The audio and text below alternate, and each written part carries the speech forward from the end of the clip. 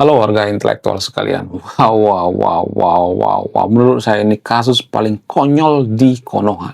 Jadi ada misalnya piagam penghargaan bagi kasus paling konyol di Konoha, maka kasus ini menurut saya pribadi kasus juara satu paling konyol di Konoha.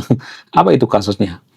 Kasus dugaan korupsi markup videographer bernama Amsal Sitepu yang ada di Sumatera Utara, tepatnya di Kabupaten Karo. Wow, wow, wow, wow. Luar biasa. Luar biasa kejadian seperti ini. Ini menyedot perhatian daripada masyarakat. Ini viral di mana-mana. Nah, yang jadi pertanyaan, siapa yang salah? Apakah Amsal ini yang salah? Atau para pejabat yang salah? Apakah si Amsal ini yang salah atau yang melaporkan yang salah? Bagaimana fakta yang sebenarnya? Bagaimana kronologinya? Jadi guys, ini menurut saya itu sangat-sangat klise sekali ya. Bayangkan ada seorang videographer, dia menawarkan proposal ke daerah-daerah, ke desa-desa, lalu dia dipenjara. Kan bodoh sekali ya. Padahal dia bukan pejabat cuy. Ya kecuali dia pejabat, dia PNS, dia menawarkan jasa gitu ya. Tapi konon katanya jasanya itu kemahalan ya. Ini konyol sekali gitu ya. Namanya menawarkan jasa ya kan.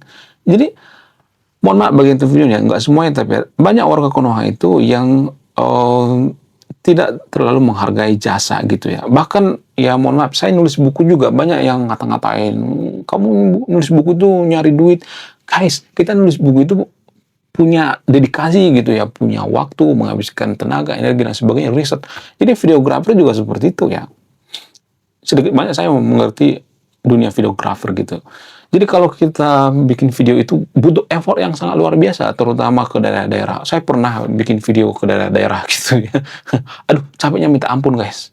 Ya kita naik turun gunung, ya kemudian kena matahari, ya kemudian kadang gambarnya blur karena pengaruh daripada cahaya matahari, ya kemudian belum lagi belajar tentang sound, ya belum belajar tentang pencahayaan, ya editing dan sebagainya. Repot banget ya kalau bicara tentang videografer, sangat merepotkan, sangat melelahkan. ya, ya. Jadi kalau saya perhatikan ini kasusnya itu kasus yang sangat-sangat bodoh sekali ya. Kenapa sih kasus-kasus seperti ini terus berulang di Konoha? Guys, kalian sadar nggak sih kenapa sih negara kita itu makin hari itu ya, bukan berarti saya membenci Konoha ya, jangan berpikir saya membenci Konoha ya. Kalau saya mengkritik Konoha itu bukan berarti saya benci, tapi karena saya sayang ya, sama seperti orang tua sama anaknya. Kalau kita benci anak kita, bukan berarti kita menyuruh anak kita jadi anak orang lain kan. Nggak seperti itu konsepnya. Jadi kalau saya perhatikan ada banyak kasus-kasus yang konyol gitu ya, seperti kasus Nadiem Makarim gitu ya, ada kasus-kasus seperti, ada banyak gitu, Tom Lembong ya, ada banyak Fathia ya, Haris Ajar dan sebagainya, ada banyak kasus-kasus sudah ditersangkakan tapi dilepaskan lagi gitu. Dulu kan nggak ada kasus seperti ini ya. Jadi kita itu kalau saya perhatikan hukum kita itu udah kita tersangkakan aja dulu ya. Nanti masalah benar salahnya itu nanti belakangan gitu. Jadi kita itu sedikit-sedikit mentersangkakan orang gitu ya. Sedikit-sedikit memenjarakan orang gitu tanpa berpikir rasional dulu gitu ya. Pokok permasalahan. Nah, yang jadi pertanyaan, apa pokok permasalahannya? Bagaimana kronologinya? Bagaimana fakta yang sebenarnya? Kenapa dia dilaporkan gitu? Padahal kan dia memberikan jasa videographer ya. Bagaimana runutan kejadiannya?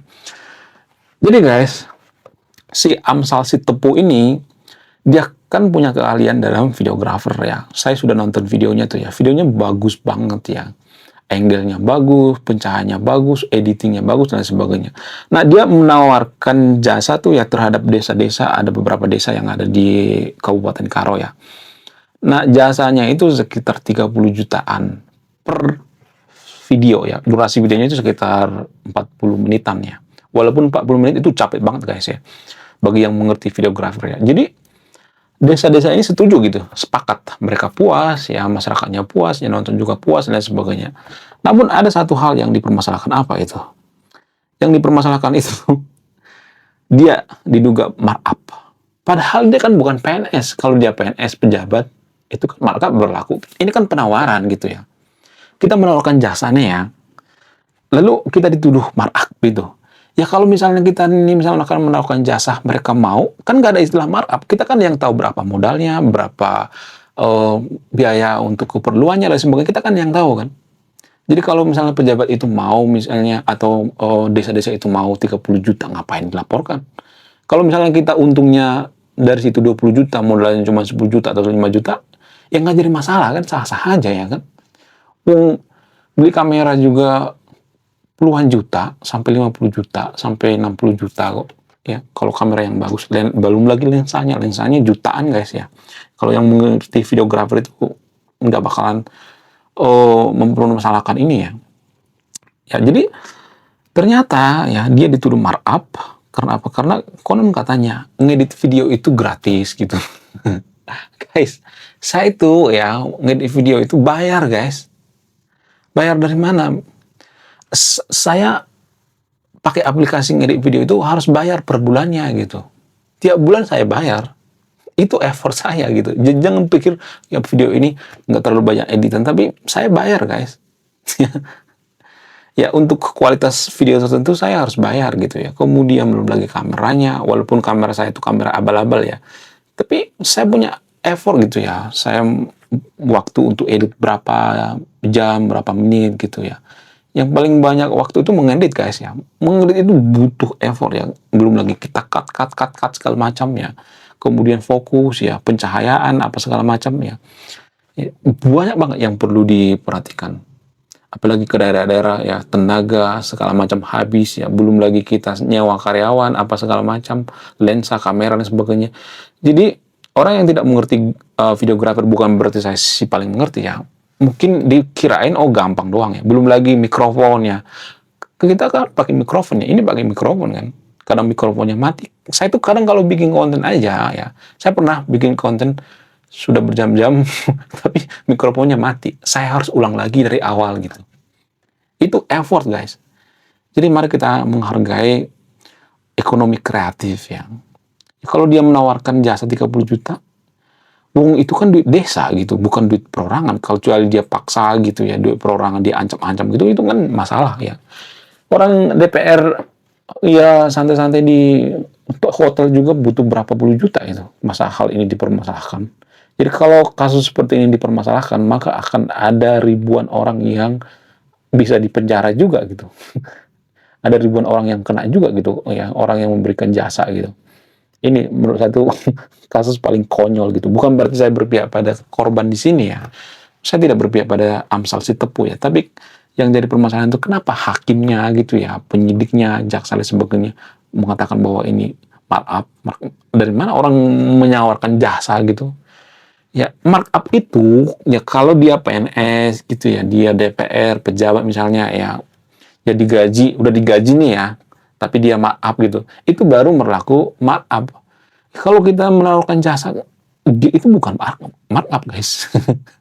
Itu bukan markup guys. Sama seperti buku misalnya nih ya, saya jual jasa nih buku nih ya, nggak ada yang tahu kan berapa ini modalnya kan, ya, mau rugi kayak mau untung kan nggak ada yang tahu kan. Kalau saya patok harganya segini, ya berarti itu sudah saya perhitungkan gitu ya kan. Jadi belum lagi tenaga kita habis ya. Yang paling mahal itu adalah skillnya guys, bukan kameranya, bukan apanya segala macam, bukan kertasnya. Sama seperti buku ya. Ini buku nih, yang paling mahal ini apa? Apakah kertasnya? Enggak. Skillnya yang paling mahal. Teknik penulisannya gitu, isinya gitu, value-nya ya.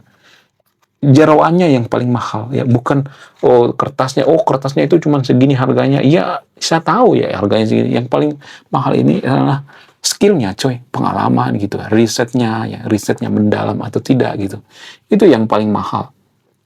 Ya kebetulan saya nulis buku ini dengan teknik penulisan, dengan style buku yang menangkan Piala Nobel. Itu capek sekali guys ya, kalau kita menggunakan style penulisan buku yang memenangkan Piala Nobel. Capek banget.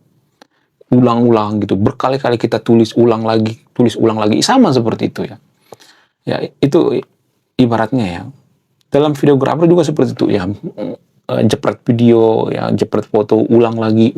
Sedangkan kita mau ngupload video ke media sosial, kita kan butuh effort kan, kita pilih foto yang paling bagus gitu, jepret lagi, ulang lagi. Jadi menurut saya pribadi ini kasus paling konyol ya. Nggak ada korupsi di sini ya. Namanya jasa ya kan. Ya menurut kalian gimana? Coba tulis kolom komentar ya, apakah kasus ini konyol atau tidak. Menurut saya ini kasus paling tolol seantero Konoha gitu. Kemudian banyak warga Konoha yang tidak mau speak up gitu ya kalau ada kasus-kasus seperti ini. Guys, kalau kita diam aja kasus seperti ini, makanya saya bahas ini ya, walaupun yang nonton 3 orang atau 4 orang nggak mau tahu ya, tapi saya bahas ini karena ini berdampak pada kita, keturunan kita. Jadi ini cuma konsekuensi daripada hukum kita. Hukum kita itu ada yang bermasalah gitu ya. Ini impact daripada hukum kita yang sembrono. Kalaupun kita diam, kita juga kena gitu ya. Kalau misalnya kita nggak ikut-ikutan ngurus itu, nggak ikut-ikutan ngurus itu, mah urusan pejabat, jangan, nggak boleh seperti itu. Ini masalah publik, guys. Harus kita terlibat gitu. Karena apa? Karena ini mempengaruhi keluarga kita nanti di masa depan ya, teman kita gitu. Jadi kalau orang seperti ini ya sedikit-sedikit ditersangkakan, sedikit-sedikit dipenjarakan, yang ada apa? Negara kita itu ya seperti ya negara suka-suka gue gitu. Maksudnya hukum rimba gitu ya. Kalau punya jabatan, ya kalau ini nggak viral gimana coba? Ya untung viral kan. Kalau lu punya jabatan, lu mempekerjakan orang gitu ya. Lu menahan orang gitu. Itu nggak etis menurut saya pribadi ya. Jadi tolonglah ya sama yang nonton video ini ya, share video ini ya supaya apa? Supaya kita sadar gitu ya. Jadi berhentilah nonton film horor gitu ya, nonton film-film yang nggak benar gitu ya, kemudian joget-joget nggak jelas dan lain sebagainya. Berhentilah ya. Lebih baik kita fokus pada sesuatu hal yang bermanfaat ya, bermanfaat bagi bangsa kita dan negara kita. Menurut kalian gimana? Apakah yang saya katakan ini masuk akal atau tidak? Ya, bagi teman-teman yang nonton video ini, terutama orang Batak, share video ini karena ini sangat-sangat mempengaruhi kemajuan bangsa kita. Hukum itu tonggak kemajuan bangsa kita atau tiang kemajuan bangsa kita. Kalau tiangnya rubuh, maka negara akan rubuh. Sekian video ini, terima kasih sudah memahami. Saya kaum intelektual, salam rasional.